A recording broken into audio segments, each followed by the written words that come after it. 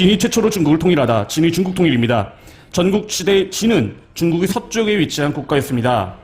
진은 기원전 4세기 무렵 법가사상을 바탕으로 시행된 개혁을 통해 강대국으로 성장을 했고요. 그러니까 이게 중요합니다. 바로 법가사상을 바탕으로 개혁을 해서 강대국으로 성장했고, 이후 진은 주변 국가를 차례로 정복하고 중국을 통일합니다. 그래서 6개 국가를 멸하고 기원전 221년에 최초로 중국을 통일하게 됩니다.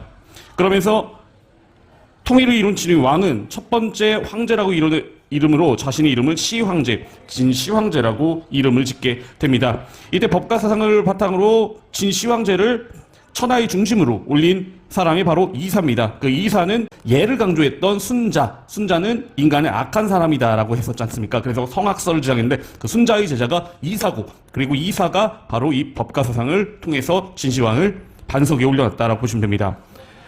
진시황제는 전국의 군과 그 밑에 현으로 나누고 관리를 보내 직접 다스리는 군현제를 시행했다. 그래서 군현제는 직접 관리, 공무원들을 내려보내는 겁니다.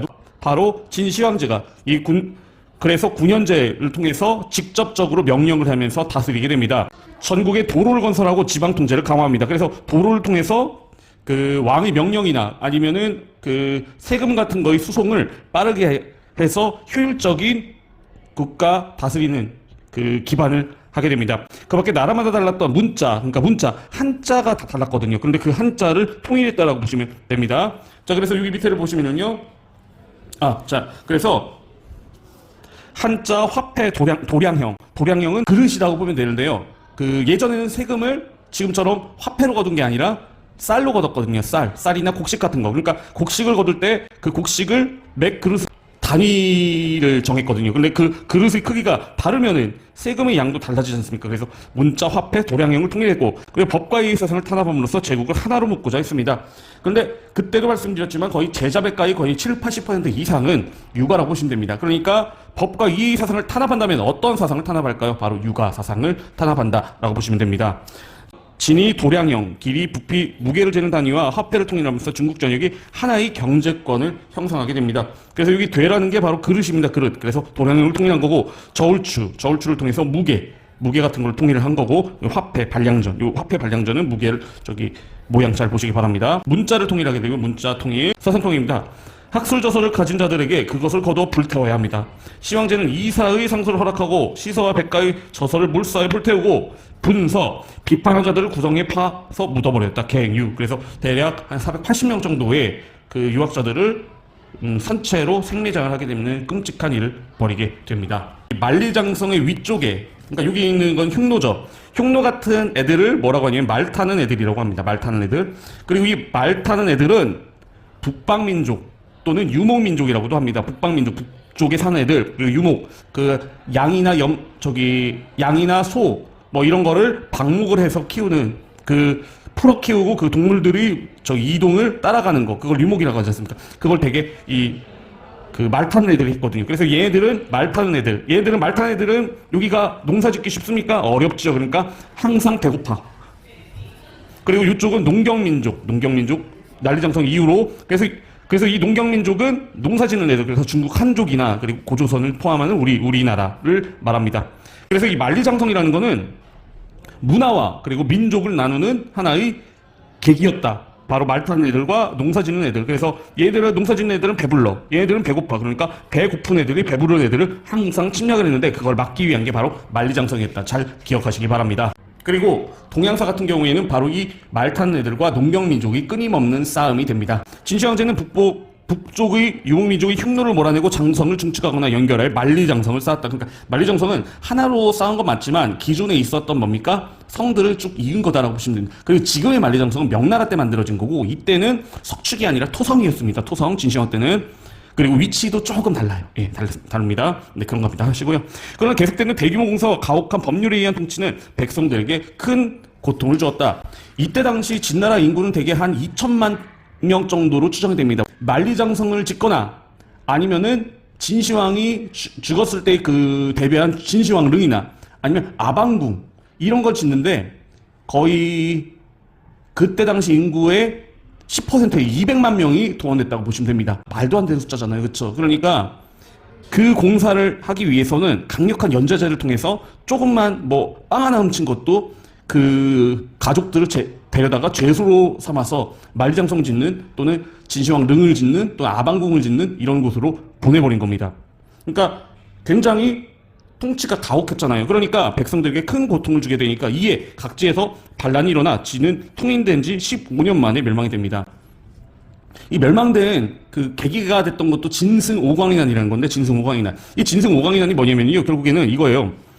그 진나라에 또 악법이 뭐였냐면은 어떤 농민들, 예를 들어 농민 한 뭐 200명 있어요. 200명 정도가 있다면 A라는 지역에서 B라는 지역으로 며칠까지 반드시 가야 돼요. 며칠까지. 그런데 예를 들어서 이렇게 강을 건너야 되는데 200명이 되는 사람이, 근데 이 강이 비가 많이 내려가지고 예를 들어서 불어버렸어요. 그래서 배로도 도저히 건널 수가 없어. 그런데 예를 들어서 뭐 5월 1일까지 가라고 했는데 이것 때문에 5월 3일까지 갔어요. 그럼 이 200명을 모조리 다 뭡니까? 사형. 말도 안 되는 법이죠. 유도리도 전혀 없고. 그러니까 진승 오광들이 실제 이런 상황이었던 겁니다. 그러니까 이렇게 주구나 저렇게 주구나, 에이 한번 일어나 보자 해가지고 반란을 일으킨 게 진승 오광이난. 결국에는 진나라의 멸망이 그 단추가 됐던 결정적인 난이 됩니다. 봉건제라고 하는 건 뭐냐면요, 봉건제는 왕이 있으면은 왕을 중심으로 제후는 뭡니까? 지방장, 왕은 중앙장. 그러니까 중앙장이 자기가 먹을 땅은 이 정도만 하고 나머지를 지방장들에게 땅을 준 거예요. 그리고 여기에서는 뭡니까? 지지고 볶고 지방장이 마음대로. 그리고 이 세습 자치, 그러니까 자기가 스스로 다스리고, 그리고 세습 자식한테 물려줄 수 있습니다. 그러니까 봉건제는 한마디로 뭡니까? 지방의 힘이 굉장히 강한 거죠. 지방장들의 힘이 굉장히 강한 게 봉건제라고 보면 됩니다. 군현제는 황제가 강력하게 지방관, 공무원들을 파견해서 임명을 합니다. 그래서 군현을 만들어서 모든 지역에 뭡니까? 다 공무원들 임명하고, 그리고 공무원이 마음에 안 들면 그 자리에서 내쫓아버리고 또 다른 애 임명하고 하는 겁니다. 세습 같은 건 절대 안 되죠. 세습이나 자치 같은 거. 그러니까 황제가 다스리기 때문에 이 군현제는 굉장히 중앙의 힘이 강하다라고 보시면 됩니다.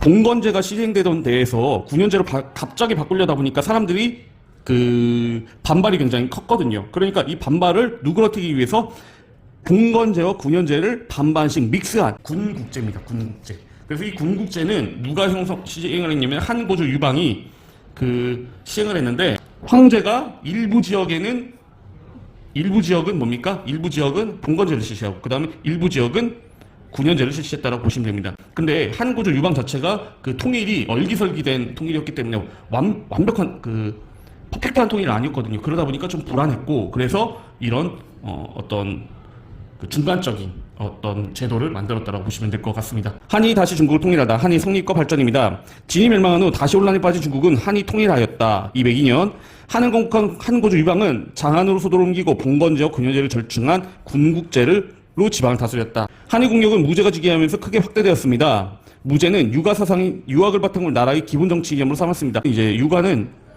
임기응변이 굉장히 뛰어난 겁니다. 왜 그럴까? 유가 사상 자체가 인과 예잖아요. 그렇죠? 그러니까 평소에는 사랑으로 다스리다가도 잘못을 하면 예, 채찍으로 할 수 있기 때문에 인과 예를 중심으로 나라의 기본 통치 이념으로 삼았다라고 보시면 됩니다.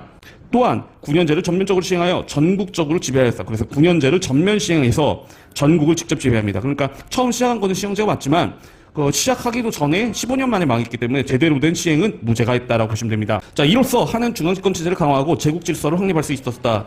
이와 같은 황제 지배 하의 군현제는 이후 중국 왕조의 기본적인 통치 체제로 자리 잡게 됩니다. 그래서 이 이후로 200명이 넘는 황제들이 나오게 됩니다. 영토 확장에도 힘써 고조선을 공격하고 베트남 북부까지 세력을 확장하게 됩니다. 그래서 고조선이 멸망하면서 한사군이 형성되면서 철기가 보급되면서 그 삼국시대가 굉장히 큰 변화를 일으키게 됩니다. 그리고 흉노, 말탄애들을 고립시키기 위해 장건, 박스, 서역이라는 건 지금의 그 중동 지역, 그 중동 옆에 중앙아시아 이쪽을 말합니다. 서역으로 파견하였고 북쪽으로 나아가 그들을 공격하였다. 장건은 원래 목적으로 이룬 실패하였으나 서역의 정보를 많이 갖고 돌아와 비단길 개척, 실크로드를 개척에 기여하였습니다. 하는 이를 계기로 중앙아시아 지역과 활발하게 교류를 하면서 중앙아시아를 정벌에 나서기도 하지요. 한나라의 최대 영역이 나옵니다.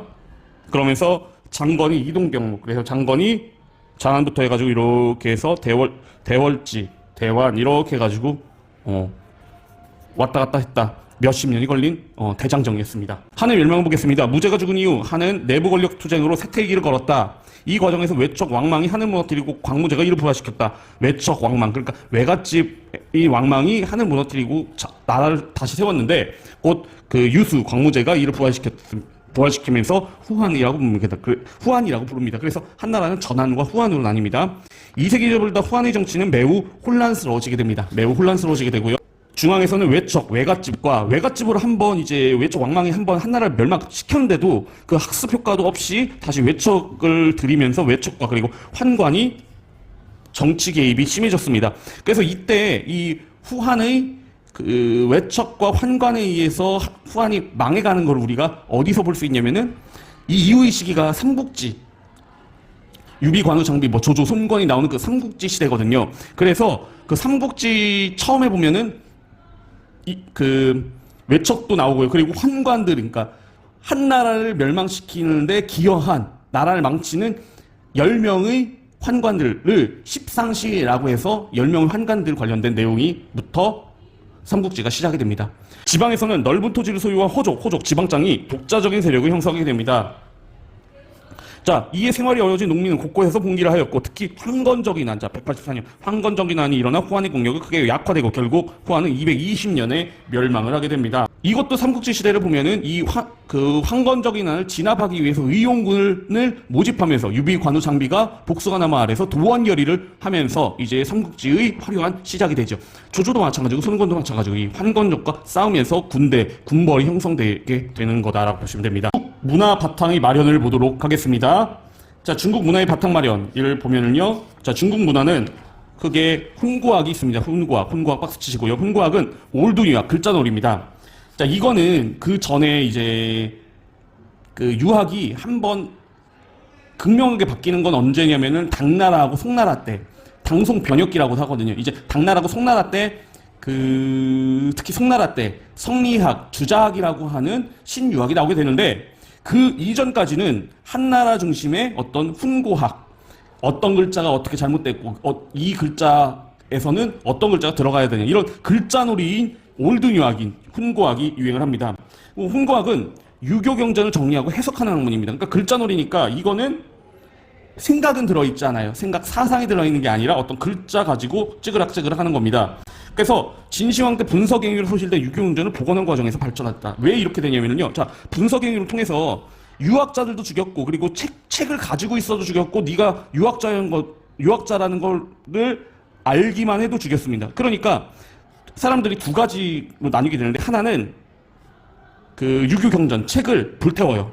없애고 이거를 불태우기 전에 이 책을 통째로 암기를 합니다. 책을 통째로 암기를 하는 사람들도 있고, 또는 이 책을 정말 산중에다가 파묻어서 숨기는 사람, 두 사람들이 있게 됩니다. 자, 그러면 나중에 진나라가 망하고 나서 이제 유학자들이 숨긴 책을 가서 파내요. 그래서 숨긴 책을 가지고 오면은 그 숨긴 책이 있겠고, 그리고 먼저 책을 불사르고서 이 책을 통째로 암기한 사람이 있지 않습니까? 그러니까 암기한 사람이 다시 책을 적어냈어요. 그럼 똑같은 A라는 유교 경전이 있는데 이렇게 숨겨가지고 책을 나중에 발견했던 사람이 있고, 이게 1이라고 치고요. 그리고 암기해서 다시 적어낸 사람이 있고 2. 그럼 A라는 책은 똑같은데 1과 2에서 내용이 차이가 나는 겁니다. 내용이 차이가 날 수밖에 없겠죠. 이때 당시는 그러니까 암기했으면 내용이 다를 수도 있을 테니까요. 그렇죠. 그러니까 두 개가 내용이 틀리니까 이거 가지고 이제 막 싸우는 겁니다. 그래서 이 암기한 다음에 다시 복귀해가지고 다시 적어낸 이 2번, 그 다음에 숨긴 거를 다시 발견한 거 2번, 이 글자 차이가 있기 때문에 이거를 비교하면서 이제 유교경전 A를 그 하나의 내용으로 이제 포괄하기 시작하는 겁니다. 이 과정에서 발전한 게 바로 훈고학이다라고 보시면 될 것 같습니다. 자, 역사서는요, 사마천의 사기 보시면 됩니다. 사마천의 사기. 자, 이 사마천의 사기는요, 사마천은요, 굉장히 훌륭한 역사가인데, 이 동양의 역사와 서양의 역사가 좀 달라요. 서양의 역사 같은 경우에 지금 우리가 읽기 하는 소설책처럼 그냥 쭉 쉽게 읽어 나갈 수 있는 거데, 시간 순서대로요. 그런데 그러니까 연대기라고 하죠, 연대기. 그런데 이 사마천의 사기에서는 역사서가 인물 위인전입니다. 인물 위인전. 어떤 진시황제라는 인물이 있다 봅시다. 그럼 진시황제가 나면서 하는 사람이 일대기를 적는 거예요. 일대기를. 그래서 이 사람이 일대기를 적어서 위인전을 적어서 이걸로 역사의 반면교사를 삼는다. 그 인물 위인전으로 역사를 대체한다고 보시면 돼요. 그러니까 인물 평가가 역사에서 뭡니까? 굉장히 중요한 그 면을 차지하게 되죠. 이게 서양의 역사 서술하고 좀 다른 겁니다. 그래서 중국 신화 시대부터 한 무제 시대까지의 역사를 정리했고요. 이 역사가 그러니까 인물 중심이니까 인물이 나뉘어지겠죠. 본기, 세가, 열전으로 구성됩니다. 그래서 본기는 중앙장 이야기, 왕이나 황제의 이야기입니다. 중앙장 이야기. 자, 중앙장 이야기 했으면 지방장 이야기 해야겠죠. 지방장. 그래서 뭐 제후나 뭐 이런 제후나 공신들, 지방장들 얘기가 세가고요. 그리고 열전이라는 건 본기와 세가에서 없는 기타 인물들의 열전을 구성하게 됩니다. 그래서 이후로 중국 역사 서술이 모범이 되고요. 그래서 한국, 중국, 일본의 어떤 역사 서술은 뭡니까? 다 인물 위주의 위인전이 중심을 이루게 됩니다. 그리고 인물 평가. 체륜이 종이를 개량하고요. 체륜은 환관입니다. 근데 그 전에는 종이가 있기 전에는 대나무에다가 글을 썼거든요. 그러니까 책이 그 글을 만들려면 뭡니까? 그게 대나무로 엮은 막 그걸로 해야 되니까 엄청나게 무거웠거든요. 그런데 이 종이를 개량하면서 종이가 굉장히 가볍잖아요. 그래서 학문과 지식 보급에 기여를 하게 됩니다. 여기에다 적어가지고 뭡니까? 책도 가벼워지니까 책도 많이 만들어져서 지식도 보급하는데 굉장히 동서교류, 무역이 활발해집니다. 그래서 중국의 비단이 유럽으로 가게 되고요. 그 다음에 실크로드를 통해서 그 후한 때, 한나라 때 불교가 중국으로 전해집니다. 불교. 그래서 이거는 왜 중요하냐면요. 불교를 보면은 그 서양 같은 경우에 서양의 사상은 그리스도교, 기독교 딱 하나잖아요. 그런데 동양은 유교, 불교, 도교거든요. 유불도라고 하죠. 그러니까 여기서 불교가 들어와서 결국에는 그 많은 과정을 거쳐서 토착화 과정을 거쳐서 이 불교가 동아시아, 아시아의 문화의 중심 사상 축으로 형성이 된 그 계기가 바로 한나라 때였다. 잘 보시면 됩니다. 동서교류와 장건의 비단계 개척은 세트다라고 보시면 될 것 같습니다.